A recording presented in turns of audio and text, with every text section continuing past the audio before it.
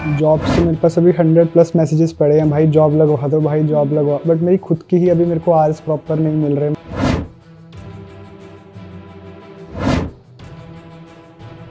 तो स्टूडेंट की लाइफ कैसे है? अगर बहुत लोगों को डाउट है कि ऐसा क्या है वहाँ की स्टूडेंट लाइफ में, तो कैसी है स्टूडेंट की लाइफ, क्या है? अचानक मेरे को कोई जॉब नहीं मिली, कुछ नहीं मिला, तो सितंबर से लेके दिसंबर तक मैं फ्री था। स्ट्रगल को एग्जैक्टली कनाडा में कैसे डिफाइन करें? रेस्टलेस। रिसेंटली ना साल 2023 में बहुत ज़्यादा इश्यूज रहे हैं स्टूडेंट्स को लेकर, क्योंकि डेपुटेशन फेस करनी पड़ती सब स्टूडेंट्स को, कहीं टेंट में रह रहे हैं, बहुत डिफरेंट सिनेरियोज हमें देखने को मिले इंटरनेट पे, क्योंकि आप भी एक इंटरनेट पे अपनी लाइफ बना रहे हैं। तो जब इंटरनेट पे ऐसी चीज़ें आती हैं तो बहुत डरा देती है कहीं ना कहीं इंडिया बैठे पेरेंट्स को भी, जिन्होंने सोचा है आने का उनको भी। नहीं, कनाडा में अपॉर्चुनिटीज़ ज़्यादा हैं अगर आप स्किल्स लेके आ रहे हो। एंड स्किल्स मतलब वो दूसरे वाले स्किल्स नहीं जो आजकल इन्फ्लुएंसर्स बोल रहे हैं कि कटिंग सीख के आओ या गाड़ी का काम सीख के आओ। अगर आप आईटी या डॉक्टर लेवल में अच्छे स्किल्स लेके आ रहे हो, अच्छी क्वालिफिकेशंस लेके आ रहे हो, तो कनाडा में अपॉर्चुनिटीज़ ज़्यादा हैं। एकेडमिक स्ट्रेस ऐसे है कि हर क्लास के बाद आपको एक असाइनमेंट की डेडलाइन आ जाएगी। इंडिया में ये इतना नहीं होता था, उसमें असाइनमेंट्स में भी मंथ की एक होती होगी या 2 होती होंगी, या हर हफ्ते की हर सब्जेक्ट की 1-2 होंगी। तो आपको रोज़ सुबह उठ के एक असाइनमेंट तो आपकी ड्यू होगी, तो वो एक स्ट्रेस रहता ही है। टीवी पंजाब देख रहे सारे दर्शकों का एक बार फिर तो स्वागत है। मैं हाँ प्राची सैनी, तो तुसी देख रहे हो कनाडा तो साडी खास पेशकश द कैनेडियन यूथ। गल कर लईए स्टूडेंट्स की, साल 2024 शुरू हो चुके हैं ते इमिग्रेशन मंत्री मार्क मिलर होरा ने अनाउंसमेंट भी करती है कि हुण इंटरनेशनल स्टूडेंट्स की गिनती ते किते ना किते थोड़ा जिहा कंट्रोल किया जाएगा। इस दे नाल ही साल 2023 विच सोशल मीडिया ते कुछ इहो जिहियां तस्वीरां वीडियो स्टूडेंट्स दियां वायरल होईयां, कुछ स्टूडेंट्स वल्लों भी होईयां, जिन्हों देख के किते ना किते दिल बहुत डरदा सी कि कनाडा विच इहो जिहा स्टूडेंट्स नाल की चल रहा है जिहदे करके उन्हां नूं इन्नियां समस्यावां दा सामना करना पै रहा है। बट मैनूं लगदा है किते ना तुहानूं लाइफ 'च हर चीज़ 'च एक पॉजिटिव लभना चाहिए। साडे नाल अज स्टूडियो 'च एक इहो जी पर्सनैलिटी जुड़ चुकी जिहड़े आप स्टूडेंट ने कनाडा विच, पर कोशिश करते हैं कि अपनी जिंदगी नूं जिन्ना हो सकता है सरल बनाने ते अपनी जिंदगी च जिन्नी हो सकती है हैप्पीनेस ते फन लभन। इंस्टाग्राम ते वो होर स्टूडेंट्स नूं भी कुछ ना कुछ कंटेंट दिंदे रहंदे ने एंटरटेनमेंट लई, ते किते ना किते आपदी भी ते उन्हां दी भी लाइफ दा जिहड़ा बर्डन है वो घट करन दी कोशिश करदे ने आपदे कंटेंट दे थ्रू। सो मेरे नाल जुड़ चुके ने सोशल मीडिया इन्फ्लुएंसर विदित छाबड़ा। सत श्री अकाल जी। सत श्री अकाल जी। पंजाब पे स्वागत है। Thank you so much. सबसे पहले तो आपका थैंक यू, आपने ये चांस दिया है आने का। अच्छा, तुसी पंजाबी बोलोगे कि हिंदी? हिंदी। अच्छा, मतलब कहाँ से हो आप? मैं लुधियाना पंजाब से हूँ। अच्छा, हाँ जी। तो कितना टाइम हो गया कनाडा आए को? मैं आया था अगस्त 25 को। 25 2023 में? हाँ जी। अच्छा, क्यों बना कनाडा का प्लान? लुधियाना में या इंडिया में ये सब चीज़ें सेटल नहीं लग रही थी? नहीं थी, बट खुद से करने का कुछ मन था, प्लस सिस्टर भी 2 साल से यहीं पे है। अच्छा, हाँ जी। तो ठीक है। अच्छा, इंडिया में कितनी क्वालिफिकेशन आप अचीव करके आए? इंडिया में जस्ट मैंने बैचलर्स ख़त्म की थी अपनी BCA, bachelors in computer applications. Okay. बस वही फिनिश करते ही नेक्स्ट ईयर यहाँ पे। अच्छा, पहले से प्लान था कि सडन प्लान था कनाडा आने का? नहीं, जब सिस्टर चले गए थे उसके बाद प्लान था, तो लास्ट 2 ईयर से प्लान ही था। अच्छा, बहुत बार होता है ना कि इंडिया में बैठे कनेडियन ड्रीम बहुत डिफरेंट लगती है, हाँ क्योंकि जी। एजेंट्स भी कनेडियन ड्रीम्स बेचते हैं इंडिया में, है ना। यहाँ पे आके आप लोगों के लिए बहुत चीज़ें चेंज हो जाती हैं, इवेंचुअली इवॉल्व होते हो, देखते हो कि बहुत डिफरेंट थी सर्कमस्टांसेस जैसे दिख रही थी। तो क्योंकि आपके तो सिस्टर भी यहाँ हाँ पहले जी। से थी, तो आप कहीं ना कहीं बहुत हद तक फेमिलियर होंगे। बट फिर भी एक ना बंदे को यहाँ आके उनका एक बबल बर्स्ट होता है कि everything is not as green as it looked. आपके लिए वो मोमेंट कैसा था? जैसे पता है कि सिस्टर थी तो 50% से ज़्यादा तो पता ही था, बट जब वो एक्चुअली हिट करती है तो एक्चुअल में तो तभी पता चलता है। तो दूर से तो देखने में अच्छा लगता है, अच्छा है भी है नो डाउट, बट जब खुद सारे काम करने पड़ते हैं, इंडिया में तो हमने कभी कुछ किया नहीं खुद, बट यहाँ आके सारे A to Z घर के काम सारे खुद हैंडल करना पड़ता है, तो वो हिट तो करती है। बिल्कुल। अच्छा, इंडिया में एकेडमिकली आपको क्या लगता है, इंडिया की एकेडमिक्स इतनी स्ट्रॉन्ग नहीं है तो लोग यहाँ आते हैं कि अपॉर्चुनिटीज़ के बेसिस पे आपको लगता है कि ज़्यादा स्टूडेंट्स माइग्रेट करते हैं? अभी एक सेमेस्टर ही हुआ है, एंड अभी जो मेन एक डिफरेंस लगा है वो पढ़ाई में तो यही है कि इनकी पढ़ाई में हेडेक नहीं होता ज़्यादा। लाइक हाउ इज़ दैट कि वहाँ पे जो फाइनल एग्ज़ाम्स हैं आप इंडिया में आपको वो क्लियर करने हैं तो आप पास हो, बट यहाँ पे अगर आप असाइनमेंट्स भी कर दोगे तो उनके रेशियोज होते हैं 30, 40, 70, ऐसे कर करके वो 100% टोटल करते हैं। तो अगर आप असाइनमेंट से ही पास हो रहे हो, फाइनल में आप फेल भी हो गए, देन ऑल्सो यू आर पास। अच्छा, और आपको क्या लगता है क्वालिटी ऑफ एजुकेशन कहाँ पे है, इंडिया में कि Canada? Quality of education as of now India better लग रही है। अभी एक सेमेस्टर ही हुआ है, क्योंकि यहाँ पे तो हम लेके भी डिप्लोमा कोर्सेज आते हैं, बैचलर्स हमने एक्सपीरियंस ही नहीं की है ना मास्टर्स की, तो हम कह नहीं सकते ज़्यादा कुछ। ठीक है, बिल्कुल। अच्छा, क्या सर्कमस्टांसेस रहते कि आप इंडिया प्रेफर कर लेते हैं? कुछ ऐसी सिचुएशन होती है जिसमें आप सोचते कि इंडिया शायद मैं स्टे बैक कर जाऊँ? काफ़ी सारे अलग अलग रीजंस हो सकते हैं। मे बी ये सारे कल्चर वेलकम करते हैं। यहाँ का बेसिकली जो कल्चर, जो मैंने यहाँ के पहली चीज़ देखी थी कि थैंक यू एंड सॉरी, ये 2 मोस्ट कॉमन यूज वर्ड्स हैं यहाँ, एंड ये इंडिया में कोई यूज़ ही नहीं करता। तो इन्वायरमेंट कह सकते हो, अगर ऐसा इंडिया में बन जाए, सारे इतने हंस खिल के रहें, तो मे बी वो और बेटर बन जाए। और कहीं ना कहीं अपॉर्चुनिटीज भी आपको लगता है कम है इस टाइम इंडिया में कि इक्वल है? नहीं, कनाडा में अपॉर्चुनिटीज़ ज़्यादा हैं अगर आप स्किल्स लेके आ रहे हो। एंड स्किल्स मतलब वो दूसरे वाले स्किल्स नहीं जो आजकल इन्फ्लुएंसर्स बोल रहे हैं कि कटिंग सीख के आओ या गाड़ी का काम सीख के आओ। अगर आप आईटी या डॉक्टर लेवल में अच्छे स्किल्स लेके आ रहे हो, अच्छी क्वालिफिकेशंस लेके आ रहे हो, तो कनाडा में अपॉर्चुनिटीज़ ज़्यादा हैं। अच्छा, बहुत बार ना ऐसे होता है विदित कि हम कुछ सोचते हैं और वो वैसा जाता नहीं है, है ना? सो आप जब कनाडा आए थे तो अभी क्या फिलहाल एक ड्रीम क्या लेके आए थे अपने लिए? फ़िलहाल तो मेरा अभी मैं ट्रैक पे पूरा आया नहीं हूँ। मैंने खुद को प्रॉमिस किया कि मैं खुद को 4 इयर्स दूंगा, एंड मैं देखता हूँ मैं कहाँ जाऊँगा। उसमें मीनवाइल मैं अपनी पढ़ाई पे भी ध्यान दूंगा, काम पे भी दूंगा, एंड मेरा पैशन है यूट्यूब एंड इंस्टाग्राम, उस पर भी ध्यान दूंगा। बिल्कुल। यूट्यूब एंड इंस्टाग्राम पे आते हैं। यूट्यूब एंड इंस्टाग्राम एक ऐसा प्लेटफॉर्म बन चुका है जहाँ लोगों की लाइफ बनती भी है और कहीं ना कहीं बिगड़ती भी है ना? Yes. क्योंकि कुछ लोग बहुत ओवर रिलाई भी कर लेते हैं यूट्यूब पे। अगर आपसे पूछा जाए तो आपका एक कंटेंट क्रिएशन की जर्नी कब शुरू हुई? ये एक्चुअल अगर मैं बताऊँ तो ये तो स्टार्ट हुई थी जब मैं 9th में था। मेरे को okay. Like 7-8 years back.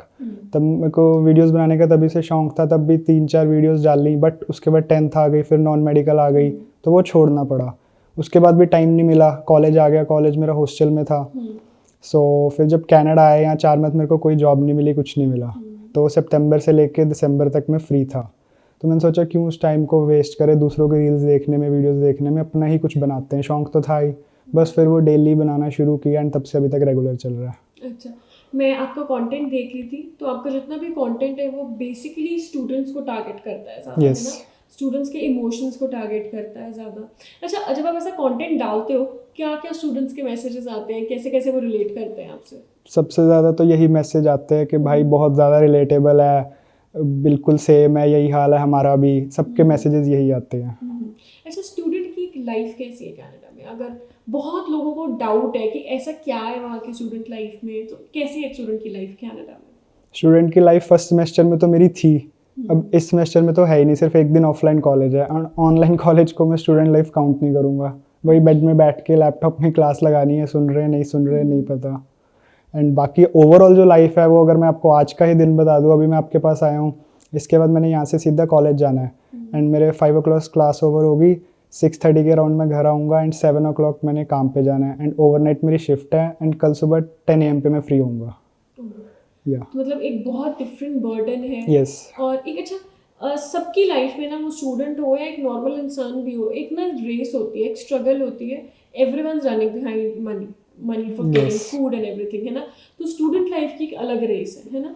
College का असल में कैसा बर्डन है, क्या स्ट्रेस होता है कॉलेज का, एकेडमिक स्ट्रेस क्या है? एकेडमिक स्ट्रेस ऐसे है कि हर क्लास के बाद आपको एक असाइनमेंट की डेडलाइन आ जाएगी।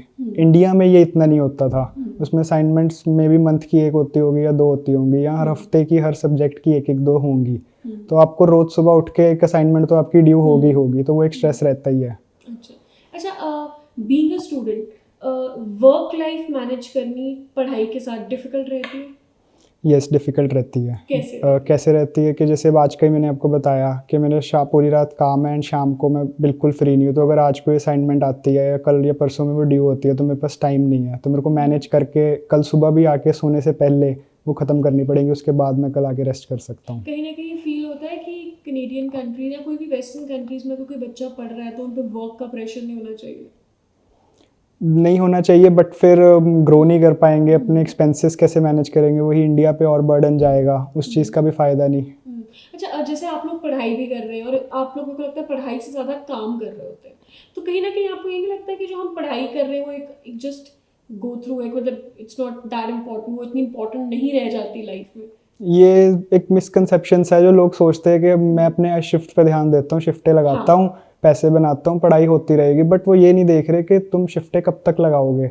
5 साल 10 साल लगा लोगे, कभी तो लाइफ में सेटलमेंट चाहिए। बट वही अगर अभी 2-3 साल अच्छे से पढ़ लोगे, काम थोड़ा कम कर लोगे, मे भी एक अच्छे लेवल की जॉब या अच्छे लेवल का तुम बिजनेस सेटअप कर लोगे जो तुम्हारा लाइफ लॉन्ग चलेगा। That's true. So students को अपनी पढ़ाई पे ज़्यादा फोकस हाँ जी, करना चाहिए। पढ़ाई पे, चाहे कॉलेज की पढ़ाई पे इतना ना करें, क्योंकि वो मैटर नहीं करती कि आपका कोर्स कैसा है। कई बार कुछ बच्चे ऐसी कोर्स लेके आ जाते हैं सिर्फ वीज़ा के लिए।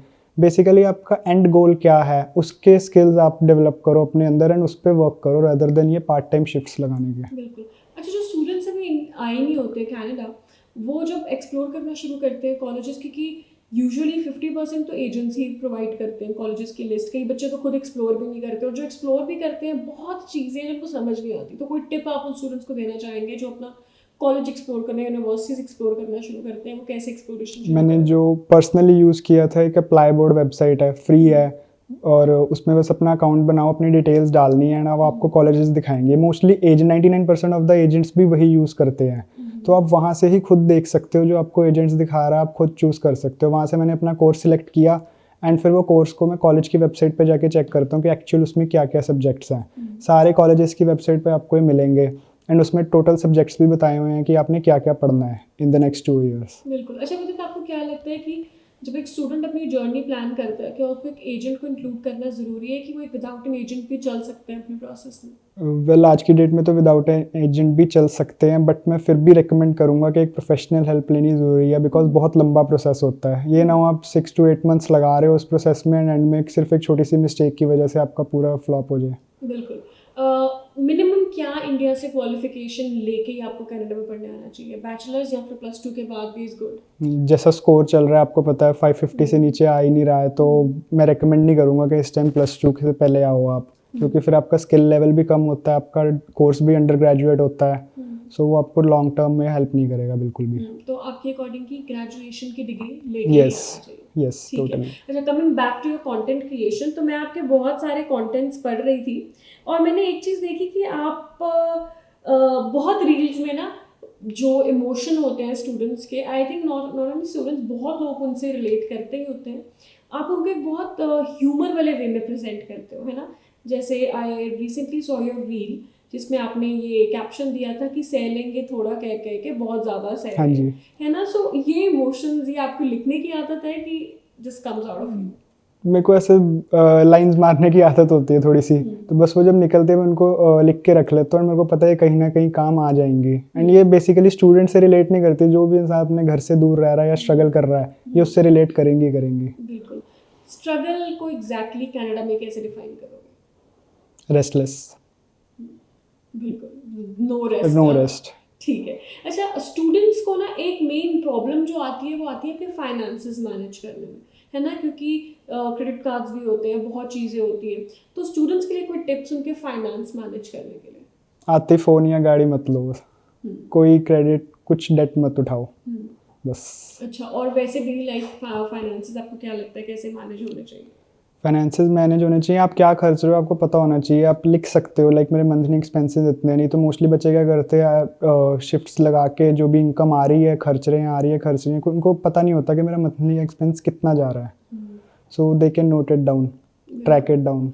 और कोई टिप्स या कोई ऐसे सेविंग हैक्स स्टूडेंट्स के लिए जो बताना चाहेंगे, जो आप मे बी आप यूज़ करते हैं अपनी पर्सनल लाइफ में? अपनी पर्सनल लाइफ में जो यहाँ पे सबसे ज़्यादा खर्चा हो जाता है वो हो जाता है ऊबर में या बाहर के खाने पीने में। Personally I am a gym freak also, तो मैं बाहर का खाना तो टोटली अवॉइड करता हूँ। मैं वही रेकमेंड कर सकता हूँ कि घर का खाओ, हेल्दी खाओ, पैसे भी बचेंगे और हेल्थ भी अच्छी रहेगी। बिल्कुल, दैट्स ट्रू।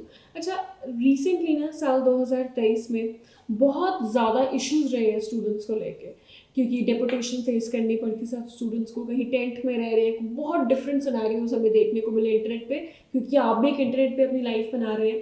तो जब इंटरनेट पे ऐसी चीज़ें आती हैं तो वो बहुत डरा देती है कहीं ना कहीं, इंडिया बैठे पेरेंट्स को भी, जिन्होंने सोचा है आने का उनको भी। और उसके बाद इस साल इंटरनेशनल स्टूडेंट्स को कैप भी किया जा रहा है, उनको कंट्रोल करने की कोशिश की जा रही है। तो मेरा पहला सवाल आपसे ये है कि do you think it is the right decision for them कि वो इंटरनेशनल स्टूडेंट्स की एंट्री थोड़ी कम कर रहे हैं? आपके लिए एज ए स्टूडेंट आपको क्या लगता है वो चीज़ ठीक है? और अगर ठीक है तो कितनी बेनिफिशियल होगी आप लोगों को भी? जो प्रेजेंट स्टूडेंट्स हैं? लाइक अगर ठीक की बात होएंगे तो वो 100% ठीक है, बिकॉज उन्होंने इंटरनेशनल स्टूडेंट्स को बेसिक डायरेक्टली कैप नहीं किया, उन्होंने जो क्वालिफाई नहीं करते उनको कैप किया है। तो अगर ये कैप अभी भी लगा होता तो मेरी प्रोफाइल अभी भी सिलेक्ट होती, सारी अगर रिक्वायरमेंट्स मैं पूरी कर रहा हूँ तो मैं तो यही कहूँगा कि इससे सिर्फ जो एक्चुअल पढ़ना चाहते हैं, कुछ बनना चाहते हैं, अच्छे लेवल की स्टडी करना चाहते हैं, वही बच्चे आएंगे, एंड कनाडा को वही चाहिए। बिल्कुल। और दूसरा सवाल मेरा आपसे ये रहेगा कि जो ये विजुअल्स आते हैं कई बार, है ना, कि कई बार बेसमेंट्स में लड़ाइयाँ हो रही है स्टूडेंट्स की एंड टेनेंट्स की, और मतलब ये लैंडलॉर्ड्स की, और बहुत सारे डिस्टर्बिंग विजुअल्स आते हैं कि बच्चे टेंट में सो रहे हैं, खाने पीने को नहीं है। आप इनके पीछे की रियलिटी को कैसे एक्सप्लेन करोगे कि कितने हद तक सही भी होते हैं और कितने हद तक स्टूडेंट्स खुद भी इस चीज़ को सॉल्व कर सकते थे? अगर ऐसे देखा जाए तो देखने में तो पहली बार ये बहुत डरावने लगते हैं, लेकिन अगर उसको आप प्रॉपर स्टडी करोगे बैक से कि क्या था क्या हुआ था, तो कहीं ना कहीं वो उनकी खुद की गलती होती है पास्ट में, जिसकी वजह से उनको ये फेस करना पड़ता है। कहीं जो डिपोर्ट होते हैं, आउट ऑफ स्टेटस चले जाते हैं, वो मोस्टली होते हैं कि उन कॉलेज से फेल हो गए या कॉलेज प्राइवेट है, वर्क परमिट नहीं मिला, तो वो उनकी इंडिया में गलती थी कि उन्होंने एजेंट ने जो कॉलेज दिया उसी में वो आ गए बिना कुछ चेक करे, बस वीज़ा लेके। Same goes with the tenants, legal agreement sign नहीं होते, तो उस वजह से बाद में उनको प्रॉब्लम्स आती है। तो कहीं ना कहीं अगर वो पहले ही खुद सारी चीज़ें चेक करके एक सही तरीके से चले तो ऐसा उनको नहीं फेस करना पड़ेगा। बिल्कुल। अच्छा, मतलब अभी रिसेंटली स्टूडेंट्स के लिए जॉब्स का बहुत बड़ा क्राइसिस चल रहा है, स्टूडेंट्स को जॉब्स नहीं मिल रहे हैं, बहुत अनएम्प्लॉयमेंट है, उसको आप कैसे एड्रेस करोगे? आपके भी नोन में बहुत होंगे जो जॉब ढूंढ रहे होंगे। So what do you think कि कनेडियन गवर्नमेंट को क्या स्टेप्स लेने चाहिए स्टूडेंट्स की जॉब्स के लिए, स्पेशली एम्प्लॉयमेंट के लिए? जॉब्स तो मेरे पास अभी 100+ मैसेजेस पड़े हैं, भाई जॉब लगवा दो, भाई जॉब लगवा, बट मेरी खुद की ही अभी मेरे को आवर्स प्रॉपर नहीं मिल रहे, मैं किसी और को कैसे, फिर भी मैं उनको कहीं रेफर कर सकता हूँ तो मैं कर देता होता हूँ। एंड गवर्नमेंट ने करना तो क्या अभी किया ही है, वो इंटरनेशनल स्टूडेंट्स पे कैप लगा रहे हैं, प्रोविंशियल बेसिस पे भी लगा रहे हैं कि इस प्रोविंस में सिर्फ इतने लिमिट होंगी, तो वो आने वाले टाइम में धीरे धीरे इम्प्लीमेंट होगा तो बेनिफिशियल होगा हमारे लिए, एकदम से तो नहीं हो सकता। बिल्कुल। जब मेरे कुछ आखिरी सवाल आपसे ये रहेंगे, बहुत स्टूडेंट्स हैं जो अपने वर्क प्लेस पे एक्सप्लॉयटेशन भी फेस करते हैं, बट उनको बहुत लेट पता लगता है कि हमारे साथ ये एक्सप्लॉयटेशन हो रही थी। तो कुछ टिप्स आप स्टूडेंट्स को देना चाहोगे कि कब वो अलार्म हो जाए या अलर्ट हो जाए कि अब तुम एक्सप्लॉयट हो रहे हो और तुम पीछे बैक स्टेप ले लो? सबसे पहले तो से नो टू कैश जॉब्स। ये जो $8 $9 पे इंडियंस को कैश जॉब्स दे रहे हैं, ये सबसे बड़ी एक्सप्लॉयटेशन है। वो एक्सेप्ट भी कर लेते हैं, अगर वो नहीं करेंगे, आई नो उनको ज़रूरत है, लेकिन अगर रुक जाएंगे, नहीं करेंगे, तो उनको खुद सिन पे देनी पड़ेगी एंड मिनिमम वेज पे करनी पड़ेंगी। तो सबसे पहले तो वही उनको एक्सेप्ट नहीं करनी चाहिए। उसके बाद अगर उनको कुछ लग रहा है कि उनके साथ गलत हो रहा है, हरास हो रहे हैं, वो कुछ भी हो रहे हैं, तो उनको क्विट कर देना चाहिए। थोड़ा सा टाइम लगेगा, नेक्स्ट जॉब मिल जाएगी, लेकिन आई डोंट थिंक कि अपनी रिस्पेक्ट से ऊपर वो इनकम होगी। बिल्कुल। कोई टिप स्टूडेंट्स को जॉब ढूंढने के लिए? जॉब ढूंढने के लिए टिप्स तो यही है कि रेफरेंसेस बनाओ, लिंक्स बनाओ, यहाँ पे वही है और कुछ नहीं है। अच्छा, और जो ये लिंक्डइन, इंडीड है, इन पे कितना do you think success rate है? मेरे को 4 मंथ में एक भी रिप्लाई नहीं आया इंडीड से, not even a single reply. References से आए, वहाँ पे कुछ आर्स रिलेटेड बात नहीं बनी या कुछ, दैट्स इट। बट इंडीड वगैरह मेरे लिए तो बेनिफिशियल नहीं था, कुछ के लिए होगा भी, मेरे लिए तो रेफरेंसेस एंड लिंक्स काम आए हैं। वीडियोस के थ्रू मुझे काफ़ी पर्सन मिले जिन्होंने मेरे लिए रेफरेंस डाले एंड वहाँ से भी बात बनी कुछ ना कुछ, तो मेरे लिए तो रेफरेंस है। ठीक है। अच्छा, मतलब क्या फ्यूचर प्लान्स हैं अब आपके कनाडा में? फ्यूचर प्लान मैंने आपको जैसे स्टार्टिंग में बताया था, मैं 4 इयर्स देने वाला हूँ खुद को, उसमें मैं पढ़ाई भी करूँगा। फर्स्ट पे मेरे लिए पढ़ाई है, सेकंड पे मेरे लिए मेरा यूट्यूब एंड इंस्टाग्राम है, एंड थर्ड पे ये पार्ट टाइम जॉब्स हैं। Okay, yes. ठीक है। अच्छा, विद इन एंडिंग में आपसे जानना चाहेंगे कि provided the scenarios and everything, अगर जो क्वालिफाइड बच्चे भी हैं, किन सर्कमस्टांसेस के अंदर आप उनको एडवाइस करते हो कि उनको कनाडा आना चाहिए, और किन सर्कमस्टांसेस के अंदर यू टेल देम कि आप शायद ना ही प्रेफर करो कनाडा आना, इंडिया में भी आपके लिए कुछ है? अगर आपके पास वेल सेटल्ड बिजनेस या एक वेल सेटल्ड जॉब्स है जिसमें आप अच्छा अर्न कर रहे हो, कि आप अपने हर मंथ के एक्सपेंसिव अच्छे से निकाल रहे हो, उसके बाद आपके पास थोड़ी बहुत सेविंग्स भी हो रही है, तो यहाँ आने की कोई ज़रूरत नहीं है, बिकॉज यहाँ आके आपको स्क्रैच से शुरू करना पड़ेगा। तो आपको सबसे पहले तो वही बहुत गंदा हिट करेगा कि मैं वहाँ तो ऑफिस जॉब करता था, 1 लाख 1.5 लाख पर मंथ कमा रहा था, यहाँ आके मैं रेस्टोरेंट में बर्तन धो रहा हूँ एंड ऑल कर रहा हूँ। सो उनको तो बिल्कुल नहीं आना चाहिए। बट अगर आपकी सैलरी कम है, आपके पास वहाँ पे फाइनेंशियल इश्यूज़ हैं एंड आपको लगता है कि आप वो स्ट्रगल कर सकते हो नेक्स्ट 5-6 ईयर्स, तो ज़रूर आओ। यस। ठीक है। विद तो बहुत अच्छा लगा आपसे जुड़ के, आपने Thank बहुत you. अच्छे टिप्स भी दिए ऑडियंस को। जाते जाते कुछ स्टूडेंट्स को कुछ ऐसा आप कहना चाहते हैं जो आपके दिल में है, या आप चाहते हैं कि स्टूडेंट्स उस चीज़ को रियलाइज़ करें? It's high time. Short and simple है, अपने गोल्स पे ध्यान दो, बाकी सारी चीज़ें वेट कर सकती हैं। आपके पेरेंट्स ने बहुत उम्मीदों से भेजा है, तो बस अपने गोल्स पे फोकस करो, दैट्स इट। अच्छा, सॉरी मैं आपको इंटरप्ट कर रही हूँ। इक्वेशन मैंने आपसे इसी बात से बहुत इंपॉर्टेंट हमारे लिए डिस्कस करना है। गोल्स एक ऐसी चीज़ है, तो मेरे को लगता है आइडियली ना या मेजरली भी स्टूडेंट्स भूल ही जाते हैं हाँ, क्योंकि गोल नाम की कोई चीज़ भी है, कि हमारे लाइफ का कोई गोल भी है, एम्बिशन भी है अपार्ट फ्रॉम, क्योंकि मेरे को लगता है उनके शॉर्ट टर्म गोल्स बन जाते हैं कि यार जॉब मिल जाए, घर अच्छा मिल जाए, पीआर मिल जाए। तो वो आप कैसे स्टूडेंट्स को बताना चाहते हो कि वो अपना माइंड एक गोल बनाने में कैसे सेट करें apart from all these things?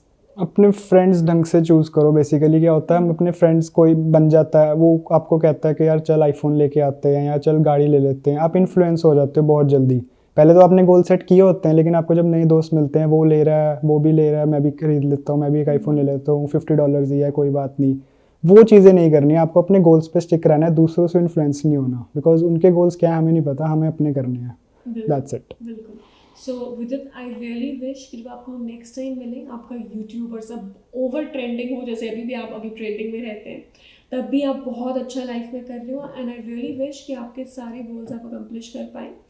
सो मेरे साथ आप स्टूडियो में जुड़े थे विदित छाबड़ा, जो कि अपने इंस्टाग्राम और यूट्यूब के थ्रू स्टूडेंट्स को ज़्यादा से ज़्यादा मोटिवेट करने की कोशिश करते हैं, एंड कहीं ना कहीं ह्यूमर डाल के अपनी और उनकी लाइफ को ईज डाउन करने की कोशिश करते हैं, जो मेरे को लगता है एक बहुत अच्छा एफर्ट है, and it's the need of the hour for now. So फिलहाल आज के इस शो द कनेडियन यूथ से मैं प्राची सैनी अब लेती हूँ इजाज़त, फिर मिलेंगे।